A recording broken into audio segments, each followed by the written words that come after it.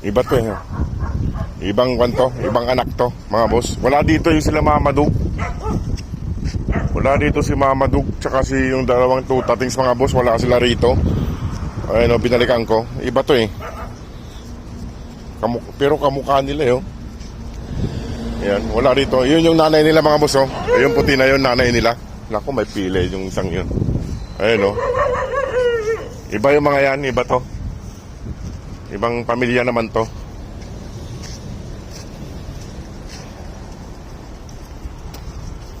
Ayan o. Kamukha nila.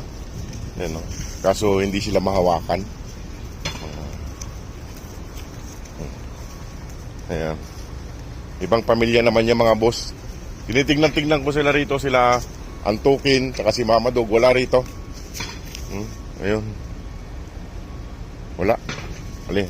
Pahawak nga. Ayaw nila magpahawak mga boss. Tingnan nyo, kamukha nila oh. Pero hindi naman sila. Kapatid nila yung brown no. Sinlaki nila. Wala si Mama Dog dito. Ayan. Wala sila. Kawawa naman tong isang brown mga boss. May sakit no. May sakit tong isang brown. Ewan ko anong nangyari dito. Ngayon ko lang nakita to rito. Kapatid ng kwanto eh. Kapatid ng babaeng brown to eh. Lumubo yung mukha niya oh. Kawawa. May sakit siya. Pumayat siya ng pumayat. Ayun, nabulag na siya. Kaya mga boss oh. Kapatid ng kwanto eh.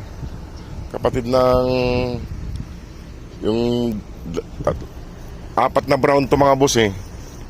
Ito, may sakit siya. Wala na. Hindi naman natin mapagamot to. Wala na. Malayo ang bit dito mga boss. Oh. Tapos tinatawalan pa ng mga pasaway na to. Ayun oh. Wala si Mama Dog dito. May sakit siya mga boss. Yung mukha niya oh. Lumubo yung mukha niya mga boss. Lumubo. Tapos yung mga mata niya ay wala na. Kawawa naman siya. Wala namang bit. Wala namang malayo kasi tayo sa city mga boss. Nasa industrial tayo. Paano natin mapapagamot yan? Wala naman tayong budget. Ganyan talagang buhay. O sige mga boss, at di ko makita sila Mama Dog. Kung nasaan sila, baka nandun lang sila sa may damuhan sa kabilang kalsada. Ayan sila.